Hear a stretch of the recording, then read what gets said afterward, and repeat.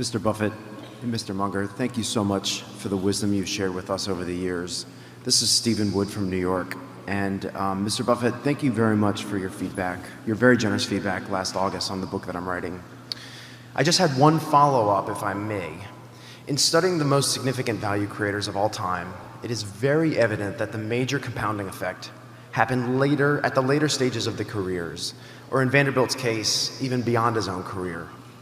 So your recent investments have suggested to me that you are designing Berkshire to being a steady compounding machine that should continue to create value for a very long time. Would you both please elaborate on this compounding machine and the machine's ability to continue to adapt to keep this value creation durable? And then, is this legacy one of your sort of primary motivations when you wake up every day? I would say it is the primary motivation, but it's been that for a very, very, very long time. No matter what was going right in my life, if things were going badly at Berkshire, I would not feel good. I don't need to be spending my time working on something that makes me feel bad about the results, when we get through. And it's something that's doable. I mean, the culture is stronger now than it was 10 years ago, and it was stronger then than 10 years previously. It moves slowly, but it goes in the right direction. And when we get chances to deploy the capital, we've always tried to make any entity, whether it was the partnership originally or Berkshire now or Blue Chip Stamps when we owned it or even Diversified Retailing, we wanted them all to be compounding, in effect, be compounding machines. That's why people gave us capital. That's why we put our own capital in. And if we failed at it, we really felt like we'd failed. It didn't make any difference how much money we made from fees or anything like that. We knew what our yardstick was. And so that will continue. I think Berkshire is better situated than it's ever been, except for the fact that size is a drag on performance. And I probably wrote that 40 years. Well, I wrote it actually when I closed the partnership, the new money, when we had like $40 million in it. I just said that really that additional capital would drag down returns from a $40 million base. So you can imagine how I feel with a $368 billion base of capital in Berkshire now. But this culture is special. It can work. It won't be the highest compounder by a long shot against many other businesses. I think it'll be one of the safest ways to make decent money over time, but that will depend on the people that follow us. Charlie?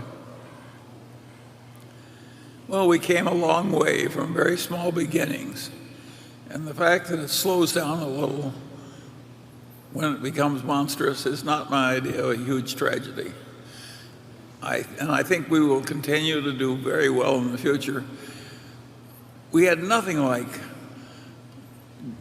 the energy operation 20 years ago, and it's a powerhouse. We had nothing like Kevin's operation in home building 30 years ago, and it will soon be the biggest. Well, even now it's bigger than anybody else in the country if you count both types of housing, isn't it? Houses? I think so. And we have a lot going for us, and I'm satisfied. I think it's going to continue reasonably. And it would ruin our life if we did it terribly.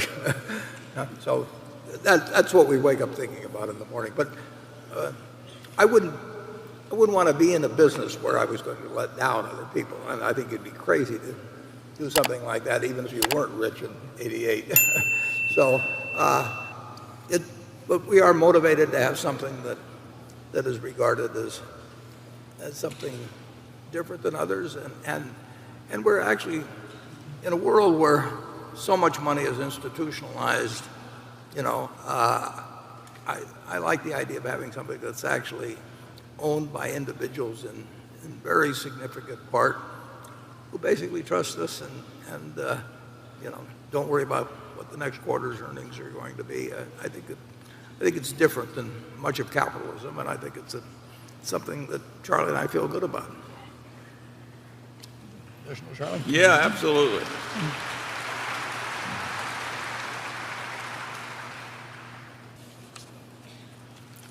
Hi, good afternoon, Mr. Buffett and Mr. Munger. My name is Bill He, and I'm from Vancouver, Canada. You two make up an iconic duo, and growing up, I found your investment strategies very admirable. And so my question is, how do you deal with conflicts when they arise between the two of you? Are you applying personal conflicts in terms of doing something ourselves versus having Berkshire do it, or between the two of you? Charlie and I, literally, and people find this hard to believe, but in 60 years, we've never had an argument. We have disagreed about things, and we'll probably keep occasionally disagreeing about this or that. But if you define an argument as something where emotion starts entering into it, or anger or anything of the sort, it just doesn't happen. I think that Charlie is smarter than I am, but I also think that there are certain things where I've spent more time on them than he has, and sometimes we both think we're right, and generally I get my way because Charlie is willing to do it that way, and he's never second-guessed me when things have been wrong, and I wouldn't dream of second-guessing him if he were doing something that was wrong. So it turned out to be wrong. We'll never have a conflict, basically. Charlie? Well, the issue isn't how we get along. The issue is how is it going to work when we're gone, and the answer is fine. It's going to work fine. We're lucky that, I ran into him when I was, 28 years old, and I both worked in the same grocery store, and he grew up less than a block away from where I now live and everything, but I did not know who Charlie Munger was until I was 28. But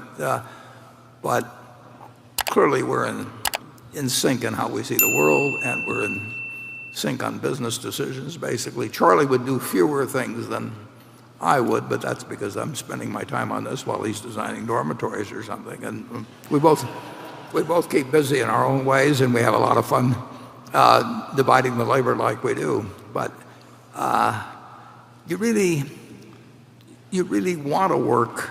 I mean, having the right partners in life, particularly the right spouse, but particularly having the right partners in life is enormously important. I mean, it's more fun with a partner, both in personal life and in business life, and you probably get more accomplished too, but you just have a better time. It would not be any fun to do work in a little room and make a ton of money trading around securities, but never working with another human being. So I recommend finding, well, Charlie gave some advice in the movie, finding the best person will have you, or something like that.